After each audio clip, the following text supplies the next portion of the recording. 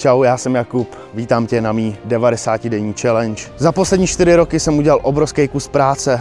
Udělal jsem takovýhle progres se svým tělem a teď jsem tu od toho, abych s tím pomohl vám. Každopádně nebylo to vůbec jednoduchý, byla to obrovská dřina, ale bylo to nejlepší rozhodnutí v mém životě. Předtím, než jsem začal na sobě makat, jsem se ve svém těle necítil vůbec dobře, nebyl jsem absolutně cílevědomý člověk, žádný sebevědomí, absolutně nic, do toho života se mi vůbec nechtělo. Ale potom, co jsem udělal takovýhle progres, jsem začal být extrémně sebevědomý člověk, cílevědomý a ten život se mi celkově žije snadněji. Každopádně teď jsem tu od toho, abych s tím pomohl vám, ale nechci k tomu přistupovat jako každý fitness trenér, který vám udělá jenom jídelníček a tréninkový plán a dál se o vás nestará. Tady v té challenge se chci starat i o nastavení vaší mysli, o nastavení vaší hlavy a podporovat vás víc v tom, abyste do toho gymu chodili s nadšením, aby se vám ráno z té postele stávalo lépe a mohli makat i na věcech okolo. Samozřejmě vím, že tohle není pro každýho, takže já si ty lidi pečlivě vybírám, takže pokud se cítíš ty,